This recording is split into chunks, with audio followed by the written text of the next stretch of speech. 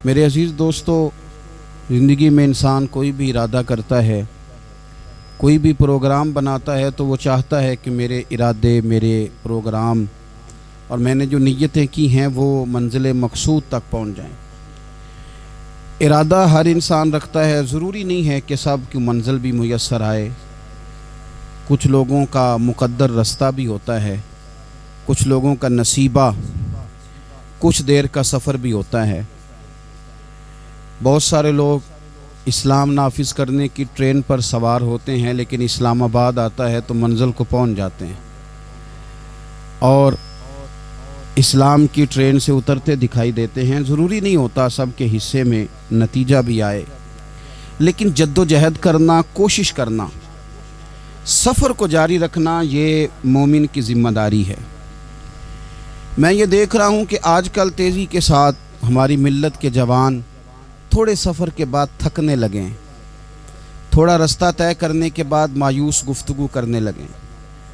اللہ تبارک و تعالیٰ نے انسان کی اور بالخصوص بندہ مومن کی تربیت کرتے ہوئے کہا ہے کہ یا ایھا الذین آمنوا اصبروا، اے ایمان والو صبر کرو، وصابروا اور ڈٹے رہو، ورابطوا اور کمر بستہ رہو، جد و جہد کرتے رہو، واتقوا اللہ اور اللہ سے ڈرو، لعلکم تفلحون تاکہ تم فلاح پا جاؤ۔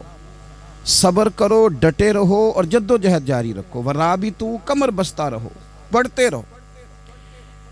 میدان کربلا کے اندر دو چیزیں جو سب سے زیادہ نمایاں ہیں اور جو سب سے زیادہ واضح ہیں، جو بڑی نکھری ہوئی ہمیں دکھائی دیتی ہیں، اور وہی دو چیزیں ہیں جس کی آج ہمارے اندر تیزی سے کمی ہوتی جا رہی۔ بڑے یہ شکایت کرتے ہیں کہ آپ نوجوانوں کو سمجھائیں، ان کو جلدی کاہے کہ یہ حالات ٹھیک ہو جائیں گے۔ بعض جگہوں پہ چھوٹے یہ کہتے ہیں کہ ابا جی سے اور دادا جی سے آپ یہ کہیں کہ کام اپنے وقت پہ ہونا ہے، جلد باز نہ ہوا کریں۔ میدان کربلا نے انہی دو چیزوں کا ہمیں سبق دیا ہے۔ وہ چیزیں کیا ہیں؟ ایک صبر، ایک استقامت۔ آپ اپنی زندگی حوصلے کے ساتھ گزاریں اور اپنے سفر کو جاری رکھیں، استقامت کے ساتھ آگے بڑھتے رہیں۔ یہ دو چیزیں سبق ہیں میدان کربلا کا۔ میدان کربلا کے اندر جو چیز سب سے زیادہ اہل بیت نبوت کی طرف آئی ہے وہ ظلم ہے، ستم ہے، جفا کشی ہے، اور اہل بیت نے جو سب سے بڑھ کر کے دکھایا ہے وہ ان کا صبر ہے۔ یہ صبر اور استقامت کی ایک مثال علماء نے لکھی ہے۔ جس طرح دریا کے دو کنارے ہوتے ہیں نا، اگر وہ دو کنارے دریا کے موجود رہیں تو وہ دریا اپنے مقام پہ جا کے کھیت کو پانی دیتا ہے، کھلیان کو پانی دیتا ہے، سبزیاں اگتی ہیں، درخت اگتے ہیں، زمین بنجر ہو تو اس کی آبیاری ہوتی ہے۔ اگر وہ دو اس کے بند سائیڈوں پہ قائم رہیں، لیکن اگر وہ بند درمیان سے نکال دیے جائیں تو وہی دریا تباہی مچا دیتا ہے، سیلاب آ جاتا ہے۔ انسان کی زندگی میں صبر اور استقامت دو بند ہوتے ہیں میرے بھائی، یاد رکھنا۔ اگر آپ کے اندر صبر اور استقامت ہے تو آپ کی خواہشات کنٹرول میں رہتی ہیں، اور اگر یہ صبر اور استقامت آپ سے چھوٹ جاتا ہے، بڑا کچھ لوگ کہیں گے، بڑی باتیں کریں گے، بڑا کچھ سنایا جائے گا، اپنے بیگانے کئی رستوں پر کئی جملے کسیں گے، اگر یہ دونوں بند ٹوٹ گئے تو آپ کی خواہشات بے لگام ہو جائیں گی، وہ آپ سے وہ کام کرائیں گی جو آپ نے خواب میں بھی نہیں سوچا ہوگا۔ صبر اور استقامت، میں پڑھ رہا تھا، علماء نے لکھا ہے کہ قرآن پاک میں اللہ نے 90 کے قریب، تقریباً 90 مرتبہ صبر کا ذکر کیا ہے، اور حدیث پاک میں میرے رسول پاک نے تقریباً 900 مرتبہ صبر کی تلقین فرمائی ہے۔ قرآن مجید تو کسی بات کو اشارتاً کر دے تو وہ کافی ہے، لیکن جگہ جگہ قرآن مجید نے کہا، جگہ جگہ کہا، یا ایھا الذین آمنوا اصبروا وصابروا ورابطوا، ایمان والو صبر کرو، ڈٹے رہو، کمر بستہ رہو، واتقوا اللہ، اللہ سے ڈرو، لعلکم تفلحون، اس امید پر کہ تم فلاح پا جاؤ۔ اپنی زندگی تھوڑی سی حوصلے والی گزاریں۔ آپ کسی کی محبت میں کوئی جملہ کہے تو اسے بھی ذرا سہنا سیکھیں، اور کسی اپنے کے خلاف جب کوئی بندہ بات کرے تو اسے بھی سہنا سیکھیں۔ جس طرح تعریف آپ کو میٹھی لگتی ہے نا، اسی طرح جب تنقید بھی میٹھی لگنے لگے نا، جو نظریے کے لوگ ہوتے ہیں انہیں تنقید اور تعمیر سے فرق نہیں پڑتا، کیونکہ وہ ان کا اپنا ایک ویژن ہوتا ہے، ان کی اپنی ایک سوچ ہوتی ہے، وہ اپنے نظریے پر چل رہے ہوتے ہیں، انہیں زیادہ پریشانی نہیں ہوتی، انہیں دکھ بھی اتنی تکلیف نہیں دیتے، جتنا مزہ سکھ دیتے ہیں اتنا ہی مزہ دکھ دیتے ہیں، کیونکہ ان کا ایک ویژن ہے۔ قرآن مجید کا ایک دوسرا مقام ہے، سورہ لقمان ہے، حضرت لقمان اپنے بیٹے کو نصیحت کرتے ہیں تو کہتے ہیں یا بنیا، اے میرے بیٹے، اقیم الصلاۃ وامر بالمعروف، ایک تو نماز قائم رکھنا اور دوسرا لوگوں کو نیکی کا حکم دینا، ونہا عن المنکر، اور لوگوں کو برائی سے منع کرنا، وَاصْبِرْ عَلَىٰ مَا أَصَابَكَ، اور اس رستے میں جو تجھے تکلیف آئی اس پر صبر کرنا۔ بیٹے کو نصیحت کر رہے ہیں باپ، اور لہجہ دیکھیے کہ یا بنیا، او میرے بیٹے، کیا لہجہ ہے، کیا انداز ہے، او میرے بیٹے۔ ایک تو یہ کرنا، نماز قائم رکھنا، بھلائی کا حکم دینا، برائی سے منع کرنا، اور اس پر جو تجھے مشکل آئے اس پر صبر کرنا۔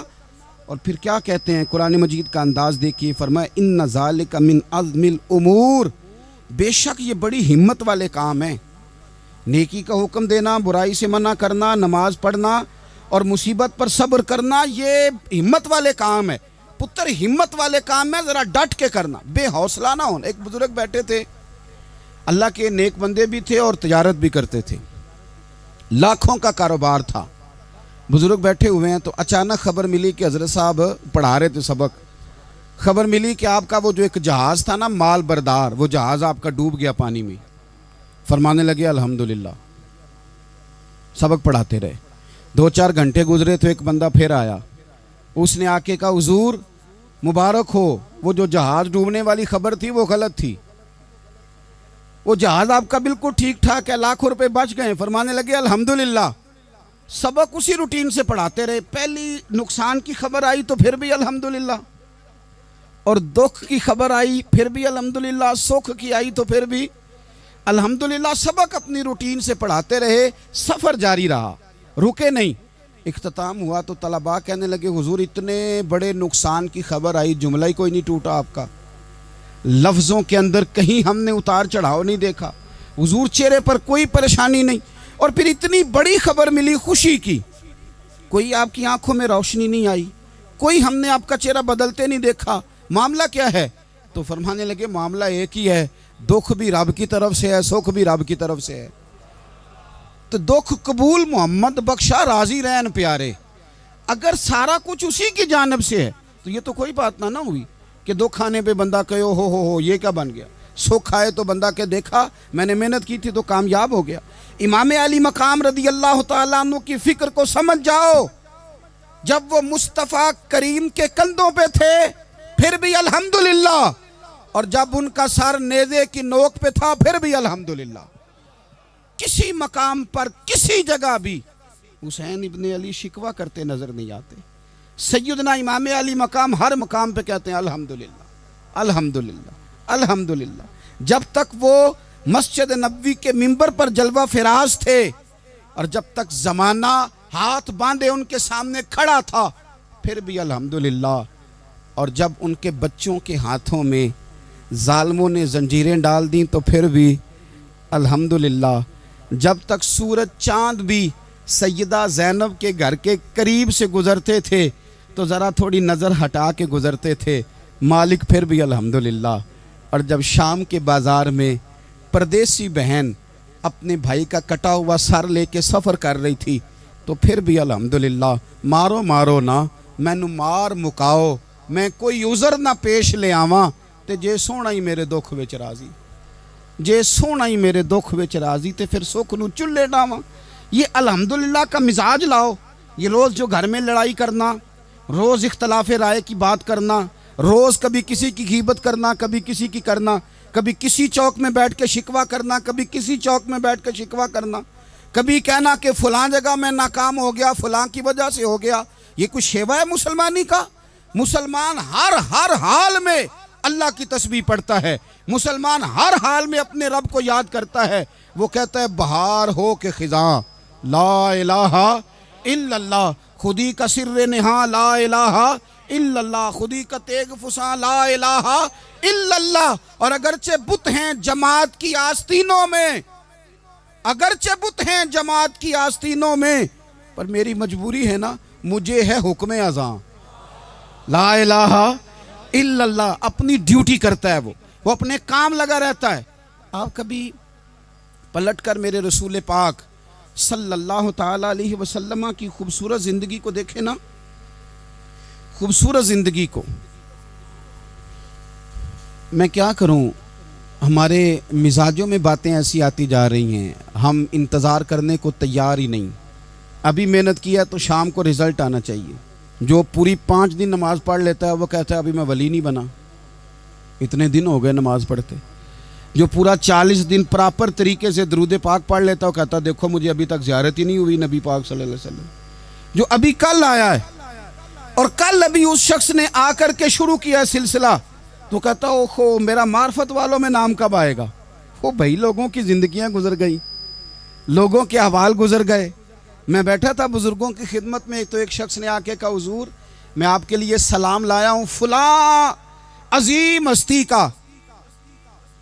تو حضرت صاحب نے اس کو تھپکی دی، فرمانے لگے پتر میں انہیں جوگا نہیں، تینوں کوئی پلیکھا لگ گیا ہے، میں بدکار پرانا خادم، میں نہیں اس قابل یار، یہ تجھے غلطی لگ گئی ہے، مجھے تو اپنے اعمال کا پتہ ہے، میں موجود تھا اور صاحب علم و فضل بندے کے پاس تھا۔ کہنے لگے پتر میں نہیں اس قابل، مہربانی کرنا تو میرے لیے دعا کر، اللہ تعالیٰ میرے اوپر رحمت کر دے اور کوئی رستہ کھل جائے۔ اور سجنوں سنو، حضرت عمر فاروق جیسا بندہ میرے رسول پاک صلی اللہ علیہ وسلم کے غلاموں میں مولا علی شیر خدا کا مرتبہ کون جان سکتا ہے؟ حضرت علی کہا کرتے تھے میرا دل کرتا ہے اس طرح کے اعمال لے کے اللہ کی بارگاہ میں جاؤں جو اعمال سیدنا فاروق اعظم کے ہیں۔ اتنا صالح بندہ، اتنا پرہیزگار بندہ، لیکن حضرت عمر فاروق کے انتقال کا وقت آیا تو لوگ ان کی تعریفیں کرنے لگے، عمر کی بڑی بات ہے، عمر کی بڑی بات ہے۔ تو حضرت عمر رو پڑے، فرمانے لگے میرے لیے دعا کرو، مجھے درجہ کوئی بھی نہ ملے، بس میریاں نیکیاں اور بدیاں برابر برابر ہو جائیں، میں معاف کر دیا جاؤں، نیکی اور بدی برابر برابر ہو، چھوڑ دیا جاؤں۔ درجوں کا تو معاملہ بڑا آگے کا ہے، اتنی جلدی، اتنی سپیڈ، اتنی ہمیں جلد فٹافٹ ہو جائے، سویرے ہو جائے۔ آپ اپنی جد و جہد تو کریں، آپ تھوڑا پلٹ کے تو دیکھیں، آپ دیکھیں کہ لوگ میدانوں میں رہے، حضرت خالد بن ولید میدان میں رہے، حضرت سعد بن ابی وقاص میدان میں رہے، حضرت سیدنا ابو عبیدہ بن جراح میدان میں رہے، یہ لوگ ہمیشہ میدانوں میں رہے، اپنی اپنی ڈیوٹی کر کے چلے گئے۔ اسلام پھیلتا رہا، اپنی اپنی ترتیب سے آگے جاتا رہا، اپنے اپنے رنگ میں اللہ تعالیٰ لوگوں کو دین کی سمجھ عطا کرتا رہا۔ جلدی بڑی ہے، بہت جلدی ہے، شارٹ دروازہ چاہیے، صبر ہی کوئی نہیں، استقامت ہی کوئی نہیں، فٹافٹ ہو جائے۔ بہت سارے لوگ آ کے کہتے ہیں حضرت صاحب نماز تو پڑھنے لگا ہوں، روزہ تو رکھنے لگا ہوں، داڑھی بھی میں نے رکھ لی ہے اور آپ کے پاس بھی آتا ہوں، اب کوئی نگاہ کر دینا۔ تو میں کہتا ہوں یہ جو نماز آپ نے شروع کی ہے یہ بغیر نگاہ کی ہو گئی ہے، یہ جو آپ آنا شروع ہو گئے ہیں تو اس کو آپ نگاہ نہیں سمجھتے، اور یہ بھی میری نگاہ نہیں، پریشان نہ ہو جائیے گا، یہ بھی اللہ رسول کی نگاہ ہی ہے۔ او خدا کے بندو، تھوڑا سا اپنی زندگی میں صبر اور استقامت کو لاؤ، تھوڑا رستے پہ چلنا سیکھو۔ اور میں آپ کو ایک بات عرض کروں، ہمارے صوفیاء نے ایک باریک نقطہ بھی بیان کیا، وہ کہتے ہیں یہ جو وصال ہے نا، وصال، یہ تو اختتام ہے، ملاقات تو فنا ہے، جو مل گیا وہ تو گیا، جس کی ملاقات ہو گئی وہ تو گئے تھے نا جناب موسیٰ ملنے، پھر کیا ہوا تھا؟ جس کی ملاقات ہو گئی وہ تو گیا۔ اصل کام کیا ہے؟ اصل کام اس کے رستے میں رہنا ہے، اصل کام تو یہ ہے کہ تو اس رستے پہ ہے کہ نہیں جس رستے پہ تجھے کھڑا کیا تھا، ان راہوں کا تو مسافر ہے کہ نہیں، تو نقش قدم تلاش کر، نقش قدم۔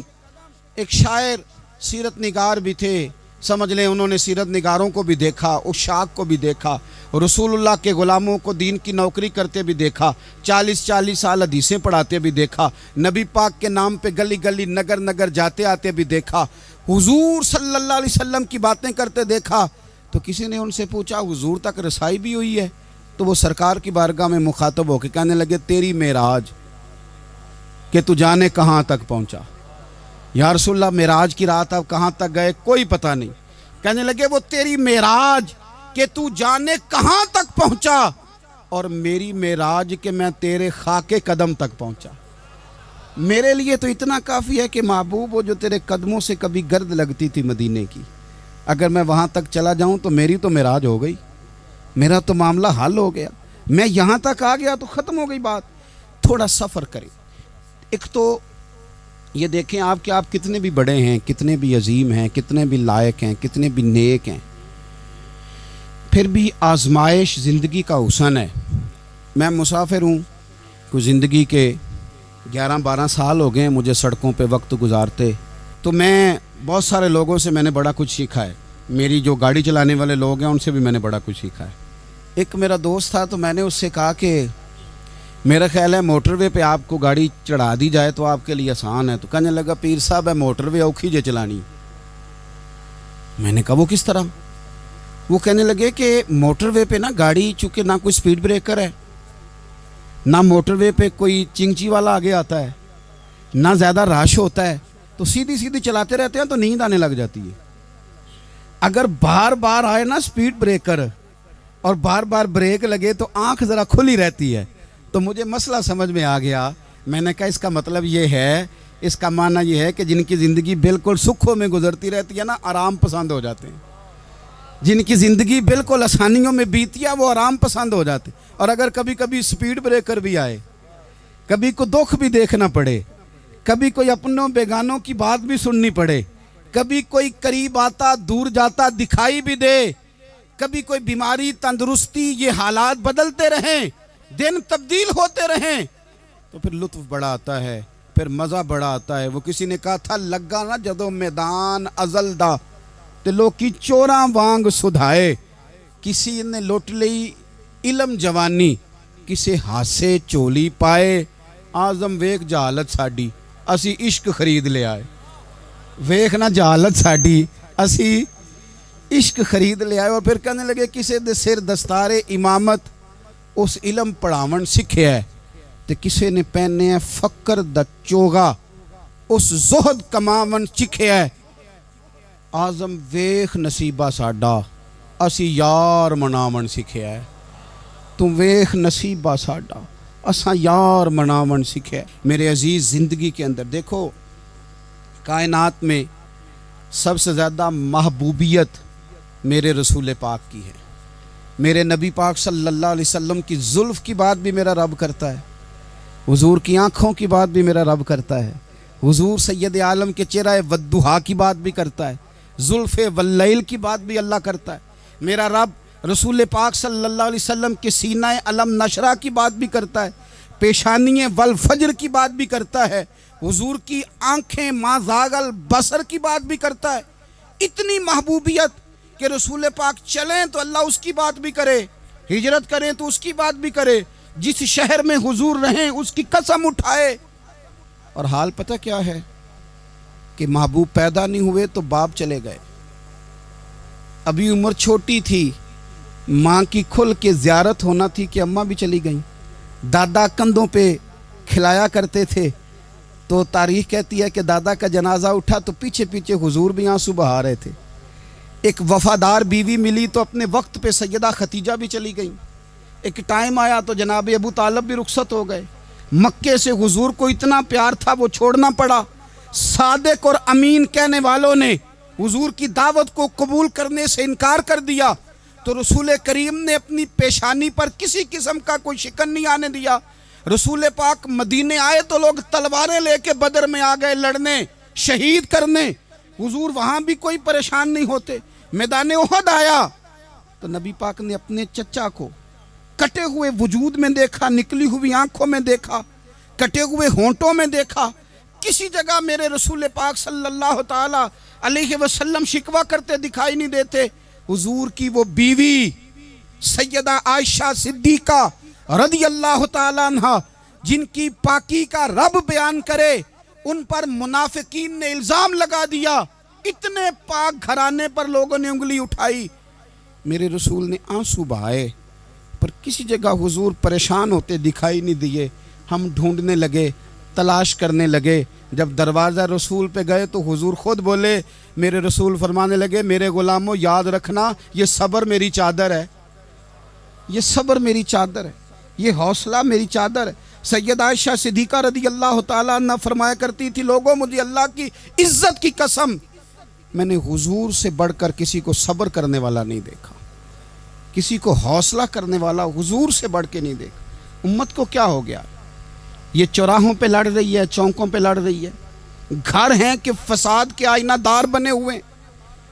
لوگ آ کے رو پڑتے ہیں کہ جناب بھائیوں کا سلوک نہیں، کوئی دعا کر دیں، رو پڑتے ہیں جناب ابا کے ساتھ بھی لڑائی ہو جاتی ہے، کوئی تعویذ دے دیں، ذرا حوصلہ نہیں، صبر نہیں۔ کسی جگہ ٹھہرنا تو سیکھو میرے عزیز، کسی جگہ او یارو آؤ نا، میدان کربلا کے 2 سبق، استقامت اور صبر۔ کتنا درجہ ہے سیدنا بلال حبشی کا، میں تقریر کر دیتا ہوں، آپ سن لیتے ہیں، لیکن کبھی وہ انداز بھی تو دیکھو نا۔ حضرت بلال، او میرے دوست، جیل کے اندر بندے کے ہاتھ نہیں باندھے جاتے، پیر نہیں باندھے جاتے، پر لوگ جیل میں روتے ہیں، تڑپتے ہیں۔ سیدنا بلال کہتے ہیں میں کلمہ پڑھتا تھا، رات امیہ مجھے باندھ کے رکھتا تھا، اور سویرے جب پتھر اچھی طرح تپ جاتے تھے نا تو لا کے باہر مجھے پتھروں پہ لٹا دیتا تھا، اور میرے وجود پر بھاری بھرکم پتھر رکھ دیتا تھا۔ سننا ذرا، تصور میں لانا، بھلا میں کیا کہنے لگا ہوں۔ حضرت حسان بن ثابت رضی اللہ تعالیٰ عنہ فرماتے ہیں میں مکہ مکرمہ آیا حج یا عمرے کے لیے، تو میں نے مسجد نبوی کے جو آج مؤذن بلال ہیں، میں نے ان کا یہ رنگ دیکھا کہ مکے کے بچوں نے ان کے گلے میں رسی باندھ کے نا تو ہاتھوں میں پکڑی ہوئی ہے، اور مکے کے بازاروں میں نا ان کو کھینچتے ہیں، لے جاتے ہیں۔ میں نے ایک شخص سے پوچھا یہ کیا ماجرا ہے، کیا معمہ ہے؟ تو بتانے والوں نے بتایا کہ یہ کالے رنگ کا حبشی غلام مار سارا دن کھاتا ہے، اس کے ساتھ لوگ وہ سلوک کرتے ہیں جو اذیت ناک اور خوفناک ہے، سارا دن مار کھاتا ہے پر اپنی زبان پہ خدا کا نام لیتا رہتا ہے، محمد مصطفیٰ کا نام لیتا رہتا ہے۔ او تینوں لب دیاں آپ گواچے، سانوں اپنی خبر نہ کوئی، اویخنا ساتھوں پارے نی ککھ گلیاں، ہن تے آکھ دے لوگ شدائی، اسی ننگ نموس دا ساڑ کے چولا، گل پہنے ہے تاج گدائی، اوے سجنا اپنا آپ گوایا ہے تاں یار نے چاتی پائی۔ بھائی اس طرح کا لوگوں نے بھی انداز دیکھا، لیکن ہمارا یہ حال ہے کہ کسی جگہ بھی ٹھہراؤ نہیں، کسی جگہ بھی ٹھہراؤ نہیں، کسی جگہ بھی صبر نہیں، کسی کام پر بھی استقامت نہیں۔ ہماری دوستیاں روز ٹوٹتی ہیں، تعلقات روز کمزور پڑتے ہیں، ہم بڑے جوش کے ساتھ آگے بڑھتے ہیں اور بڑے بڑے اعلانیہ وعدے کرتے ہیں۔ کون سی چیز ہے جو ہمیں کمزور کر دیتی ہے؟ سوائے اس کے کہ ہمارا نفس کمزور ہے، سوائے اس کے کہ ہمارا نظریہ کمزور ہے، سوائے اس کے کہ ہمارے اندر وہ طاقت نہیں جو ہمیں استقامت پہ لا کے کھڑا کرے، جو ہمارے اندر حوصلہ پیدا کرے۔ یاد رکھنا میدان کربلا کے اندر حضرت سیدنا امام حسین رضی اللہ تعالیٰ عنہ کا جو حوصلہ تھا وہ اتنا مثالی تھا، اتنا مثالی تھا، اتنا مثالی تھا۔ ایک جنازہ گھر میں اٹھ جائے نا، اور خدا معاف کرے وہ کسی جوان کا ہو، تو بوڑھے کی کمر کئی روز کھڑی نہیں ہوتی۔ لیکن کربلا کے اس شاہ سوار کی کہانی بھی سننا میرے بھائی، جو اپنے کندھے پہ صبح سے لاشیں اٹھا کے لا رہے ہیں، صبح سے امام علی مقام لاشیں اٹھا کے لاتے ہیں۔ حضرت قاسم بن حسن کا لاشا اٹھا کے لا کے رکھا، حضرت علی اکبر شہید ہو گئے، آواز دی ابا جی سنبھالنا، تو لاش مبارک اٹھا کے رکھی، جناب علی اصغر کی لاش اٹھا کے رکھی۔ بھائی بڑے پیارے ہوتے ہیں، بڑے ہی پیارے ہوتے ہیں، نہ مانے ہم اپنی اولادوں کے سامنے، پر بڑے پیارے ہوتے ہیں، جتنا مرضی شکوہ کریں۔ بھائی پائیاں دیاں باواں ہوندے تے بھائی پائیاں دے ویری، بڑے پیارے ہوتے ہیں، کیا کریں بھائی جو ہوئے نہیں ان کی تکلیف سہی جاتی۔ حضرت عباس رضی اللہ تعالیٰ عنہ کو جب امام علی مقام اٹھا کے لا رہے تھے تو 1 منٹ کے لیے رکے اور کہنے لگے اللہ اب میری کمر کمزور پڑ گئی ہے، میرا بھائی چلا گیا تو پیچھے سے نا کچھ کمزور پڑ گئی ہے۔ اتنی ساری میتیں اٹھا کے لا کے، اتنا حوصلہ حسین ابن علی کا، پھر جا کے امام علی مقام گرم ریت سے تیمم کرتے ہیں، پھر وہ گھوڑے پہ بیٹھتے ہیں، پھر وہ رجز پڑھتے ہیں، پھر وہ خطبہ دیتے ہیں، پھر وہ حق کا اعلان کرتے ہیں، پھر وہ ظلم کو للکارتے ہیں، پھر وہ 56 سال کے بڑھاپے میں جب میدان میں گھوڑے کو ایڑی لگا کے آتے ہیں اور اس طرح کاٹتے ہیں یزیدیوں کی کمر کو، گلوں کو، کہ عمر بن سعد کہتا ہے اکیلے اکیلے نہ جاؤ، یہ کوئی معمولی ہے، یہ علی حیدر کا لال ہے، اکیلے اکیلے جاؤ گے تو لشکر کاٹ دے گا، یک بارگی حملہ کرو، یک بارگی، پھر ہو سکتا ہے حسین تمہارے قابو آئے۔ امام علی مقام میدان کربلا میں جب تیر کھا رہے تھے تو تجھے حوصلہ سکھا رہے تھے، مجھے حوصلہ سکھا رہے تھے۔ جب وہ میدان کربلا میں نیزے کھا رہے تھے، زخم لے رہے تھے، تو ڈٹنا سکھا رہے تھے، حوصلہ کرنا سکھا رہے تھے۔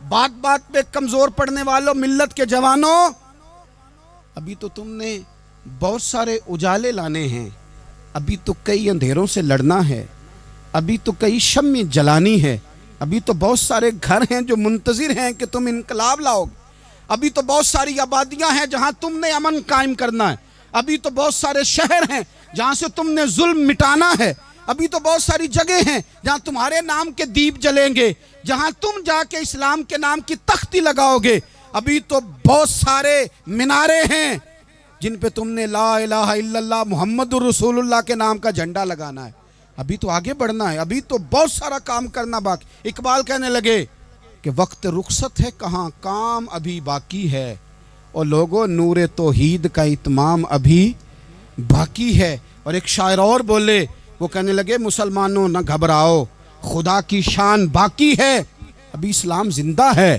ابھی قرآن باقی ہے۔ کافر کیا سمجھتے ہیں جو ہم سے روز الجھتے ہیں، ابھی تو کربلا کا آخری میدان باقی ہے، ابھی تو بڑھنا ہے، آگے سفر کرنا ہے۔ کمزور نہ پڑیں، اپنی زندگی کے اندر کسی جگہ بھی بیماری بھی آ جاتی ہے، تکلیف بھی آ جاتی ہے، آزمائشیں بھی آ جاتی، غریبی بھی آ جاتی، یہ آنے والی چیزیں ہیں تو آ جاتی۔ اپنی زندگی میں صرف 2 4 5 چیزوں کو لاگو کر لیں۔ ایک تو مخلص زندگی گزاریں، ریاکار زندگی نہ گزاریں۔ جو لوگ ریاکار ہوتے ہیں وہ بزدل ہوتے ہیں، جو ریاکار ہوتے ہیں وہ دکاندار ہوتے ہیں، جو ریاکار ہوتے ہیں وہ اداکار ہوتے ہیں، جو ریاکار ہوتے ہیں ان کے پاس ایک کریکٹر رہ جاتا ہے، اندر ان کے کچھ بھی نہیں ہوتا، خالی ہو جاتا ہے سارا۔ زندگی میں مخلص بنیں گے تو دلیر ہو جائیں گے، اخلاص کے ساتھ آپ زندگی میں سفر کریں، آپ مخلص ہو جائیں۔ میرے رسول پاک صلی اللہ علیہ وسلم نے فرمایا مخلص ہو جاؤ، اللہ کی رضا والے ہو جاؤ، مخلص ہو جاؤ، تمہارا تھوڑا عمل بھی تمہارے لیے زیادہ ہو جائے گا، تمہیں کفایت کر جائے گا تھوڑا عمل۔ اللہ کے علاوہ کسی سے ڈرنا چھوڑ دیں، غیر کا خوف دل سے نکال دیں، خوف نکال دیں، اپنی زندگی میں غیر کا خوف نکال دیں، نکال پھینکیں آپ امیروں کا خوف، نکال پھینکیں دنیا کیا کہے گی۔ یاد رکھنا عزتیں بھی رب دیتا ہے، ذلتیں بھی اس کی مشیت کا تقاضا ہوتی ہیں، رزق کا مالک بھی اللہ ہے۔ حضرت مولا علی سے کسی نے کہا کہ آپ اپنے ساتھ حارس کیوں نہیں رکھتے، گن مین کیوں نہیں رکھتے، باڈی گارڈ کیوں نہیں رکھتے؟ تو حضرت علی فرمانے لگے موت سب سے بڑی محافظ ہے، وقت سے پہلے آتی نہیں، آ سکتی نہیں۔ آپ غیر کا خوف نکال باہر پھینکیں۔ ایک جملہ میدان کربلا میں امام حسین نے کہا تھا، ایک جملہ، اور وہ جملہ اتنا طاقتور ہے کہ اگر سونے کے پانی سے لکھا جائے، ہیروں سے تولا جائے تو یہ ساری چیزیں کمزور پڑ جائیں۔ امام علی مقام میدان کربلا میں جب گھوڑے پہ سوار ہوئے، اللہ اکبر کہہ کے میدان میں آئے، اور آپ نے یزیدیوں سے کہا کہ تم ظالم ہو، جابر ہو، فاسق ہو، اطاعت تمہاری نہیں قبول کی جائے گی، اب بتاؤ لڑنا ہے کہ کیا کرنا ہے۔ جب وہ لڑنے کے لیے میدان میں آئے تو امام نے ایک جملہ کہا، فرمانے لگے لوگوں گواہ رہنا، آج میں نے عزتیں خرید لی ہیں اور ذلتیں دور کر دی ہیں۔ عزت ہے ہمارے پاس، عزت، ذلت دور ہو گئی۔ اگر اس کے ظلم سے چھپ کے بیٹھ جاتے، اگر ان تلواروں کے سامنے کمزور پڑ جاتے، اگر اس بڑے لشکر کو پیٹھ دکھا دیتے تو یہ عزت والا معاملہ، لوگوں ہم نے عزتوں کا سودا کیا، ہم نے ذلتیں بھگا دی، ہم نے وہی سودا کیا جو ہمارے اجداد کا طریقہ تھا، جو ہمارے اسلاف کا طریقہ تھا، جو طریقہ ہم نے علی المرتضیٰ سے سیکھا تھا اور نبی مصطفیٰ سے سیکھا تھا، وہ طریقہ ہم نے کر دکھایا۔ اللہ کے غیر کا خوف نکال پھینکے زندگی۔ اور تیسری بات، ہدف مقرر کریں، ہدف مقرر کریں۔ آپ کیا ہیں؟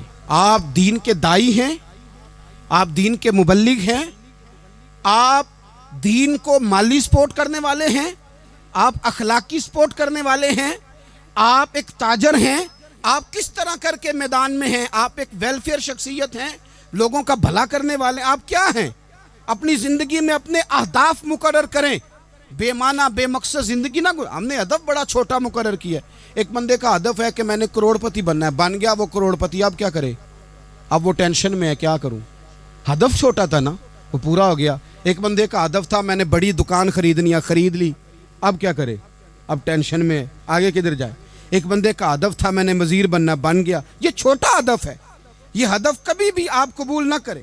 ایک ہدف وہ تھا جو یزید نے اختیار کیا کہ مجھے حکومت پہ بیٹھنا ہے، ایک ہدف وہ تھا جو عبید اللہ ابن زیاد کا تھا کہ مجھے گورنر بننا ہے، ایک ہدف وہ تھا جو عمر بن سعد کا تھا کہ مجھے رے کی حکومت لینی ہے۔ یہ ان لوگوں کے ہدف تھے، اور ایک ہدف حسین ابن علی کا تھا، امام علی مقام کا تھا کہ مجھے جبر کے سامنے ڈٹنا ہے، ظلم کے سامنے ڈٹنا ہے۔ امام علی مقام کا خون تو بہہ گیا، کربلا کی زمین تو رنگین ہو گئی، نہ عبید اللہ ابن زیاد کی گورنری بچی، نہ شمر کو حکومت ملی، نہ یزید کچھ کما سکا، نہ زیاد کا وہ ظلم رہا، نہ یزید کی وہ جفا رہی، جو رہا تو نام حسین کا، جو رہا تو نام حسین کا، جسے زندہ رکھتی ہے کربلا، جو رہا تو نام حسین کا۔ چھوٹے اہداف نہ مقرر کرو۔ یہ کیا بات ہوئی؟ ایک کونسلری پہ سارا کچھ ہار دینا، ایک بچے کے میڈیکل کالج کے داخلے پہ سارا کچھ ہار دینا، ایک ہلکی چیز سفارش پہ سارا کچھ ہار جانا، ایک بڑے آدمی کے نام فوٹو آ گئی اور تو سارا کچھ ہار کے بیٹھ گیا۔ نہ اپنی قیمت تھوڑی نہ لگا، جگہ جگہ نہ بکا کر، جگہ جگہ نہ بکا کر، جگہ جگہ نہ اپنے آپ کو سیل کیا کر۔ ہمارے سودے ہو گئے، ہمیں حضور نے خرید لیا، مدینے کی گلی میں سودا ہو گیا۔ سودا کس نام پہ ہوا؟ کس نام پہ ہوا؟ ہم نے صرف اتنا کہا کہ یا رسول اللہ میدان محشر کہہ دینا کہ وہ دیکھو ہمارا غلام آ رہا ہے، بس اتنی سی بات پہ سودا ہوا، بک گئے، طے کر لیا، اس کو معراج سمجھا۔ بھائی کمزور کیسے پڑ گئے ہم؟ کس مقام پہ کمزور پڑ گئے؟ کہاں جا کے ہمارے اندر کمزوری آئی؟ استقامت، صبر، حوصلہ، ڈٹنا، مضبوط ہونا۔ ہم نا سوشل میڈیا دیکھ کے رائے قائم کرتے ہیں، آج کل یہ ہو رہا ہے تو لہذا اب بھی یہ کر دیں، کل وہ ہو رہا ہے تو لہذا اب بھی وہ کر دیں۔ ہمارا نظریہ کتاب و سنت ہے، ہمارا نظریہ وہ ٹرینڈ نہیں جو آج کل فلانی جگہ پہ چل رہا ہے، ہمارا نظریہ ہمارے بزرگوں کے 1400 سالہ نظریات ہیں۔ آپ 4 5 6 خبریں دیکھ کے نظریہ نہ بنایا کریں، نظریہ اللہ کی کتاب دیکھ کے بنائیں، رسول اللہ کا فرمان دیکھ کے بنائیں۔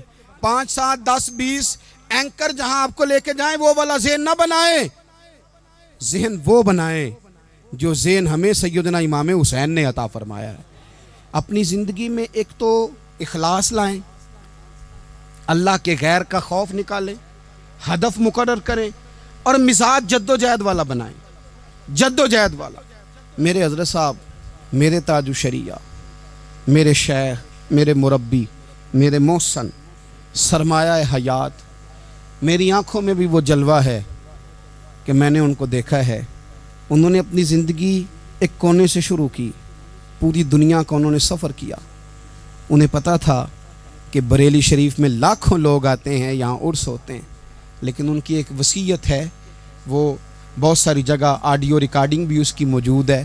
حضرت نے فرمایا تھا میں زندگی میں رسول اللہ کے دین کے لیے نکلا ہوا ہوں، میں جگہ جگہ سفر کرتا رہتا ہوں، میری وصیت ہے اس رستے میں اگر کہیں میرا آخری وقت آئے تو مجھے بریلی شریف نہ لے کے جانا، اسی راہ میں مجھے دفن کر دینا، اسی راہ میں، اسی جگہ دفن کر دینا۔ میں چاہتا ہوں اسی راہ پہ دفن ہو جاؤں، اسی جگہ۔ عدم سے لائی ہے ہستی میں آرزو رسول، دیکھو ہمیں کہاں کہاں لیے پھرتی ہے جستجو رسول، کہاں کہاں لیے پھرتی ہے جستجو رسول، اور میں اپنی حیاتی تو قربان تھی وہاں۔ دیکھو محمد پکیندے گزر گئی، احد نال احمد صدیندے گزر گئی۔ کہا کہ اسی رستے میں نا، اسی رستے میں، یعنی رستہ ہو اور جب آخری وقت کا اعلان ہو تو لوگ کہیں کہ وہ تو حضور کے دین کی بات بتانے گیا تھا، اور کوئی کہے وہ تو ابھی ابھی رسول اللہ کا دین سنا کے گیا تھا، اور کوئی کہے کہ اس نے تو کل بھی وعدہ کیا تھا کہ وہ آئے گا اور حضور کی بات سنائے گا۔ عدم سے لائی ہے نا ہستی میں ہمیں آرزو رسول۔ لوگوں دیکھو نا ہمیں کہاں کہاں لیے پھرتی ہے جستجو رسول۔ پھر عجب ہی نظارہ ہو میدان حشر میں بے دم کہ سب ہوں پیش خدا، اور میں روبرو رسول۔ اپنی زندگی میں اہداف مقرر کریں لوگوں۔ ہم نے اپنے بچوں کو، اولادوں کو، قبیلوں کو، بستیوں کو، برادریوں کو بڑا کچھ دیا ہے۔ آؤ نہ آج ہم اللہ کے حضور کچھ ارادے کریں کہ ہم اپنے دین کو بھی کچھ دیں گے، ہم اپنے مذہب کے لیے بھی کچھ کریں گے۔ آپ یقین کریں کالج مضبوط ہو گئے، مدارس کمزور ہو گئے۔ آپ یقین کریں کھیل کے اڈے آباد ہو گئے۔ خدا را اپنے دین کے لیے بھی سوچنا سیکھیں، اپنی اسلامی اقدار کے لیے بھی سوچنا سیکھیں، دین کی سربلندی کے لیے بھی سوچنا سیکھیں۔ میری زندگی کا مقصد تیرے دین کی سرفرازی، میں اسی لیے مسلمان، میں اسی لیے نمازی۔ حضرت عمر فاروق رضی اللہ تعالیٰ عنہ نا ہاتھ کے اندر تلوار لے کے دین کی پہرے داری کو نکلتے تھے۔ امام حسین نے تلوار لی، میدان میں دین کی پہرے داری کو نکلے، دین کی اقدار بچائی ہیں امام حسین۔ کسی شاعر نے کہا تھا دین نبی دا وانگ یتیمہ رووے تے کرلاوے، آکھے او لوکو میں کتھوں لباں عمر بہادر جڑا مینوں سینے لاوے۔ امام حسین نے اقدار بچائے دین کے۔ فرمایا فاسق، فاجر، ظالم، شرابی یہ مسلمانوں کے حکمران ہو سکتے؟ تو جو اقدار امام علی مقام بچانے نکلے ساری اولاد سمیت، ان کو بچانے کے لیے میں اور آپ کیا اقدامات کر رہے ہیں؟ ہم کیا کر رہے ہیں؟ ہمارے ملک کے اندر آہستہ آہستہ آپ غور کر لیں زنا بالجبر کہاں چلا گیا۔ معاذ اللہ عام زنا کے حالات کتنے خوفناک ہیں، زیادتیوں کی شرح کتنی بڑھ گئی ہے۔ آپ دیکھیں روز وہ خبریں، وہ چیزیں سنی نہیں جاتی۔ معصوم بچیاں، جنسی درندگی کے جو حوال ہیں، ابھی بھی لوگوں کو انتظار ہے کہ انہوں نے حسینی کب بننا ہے، فکر حسینی کے پاسبان بنے۔ یہی تو وقت ہے جب امام علی مقام آپ کو پکار رہے ہیں۔ اپنے اپنے چکر میں الجھ کر اقبال کہتے ہیں ہر کوئی مست مئے ذوق تن آسانی ہے، حیدری فقر نے دولت عثمانی ہے، تم کو اسلاف سے کیا نسبت روحانی ہے، وہ معزز تھے زمانے میں مسلمان ہو کر، اور ہم خار ہوئے تار کے قرآن ہو کر۔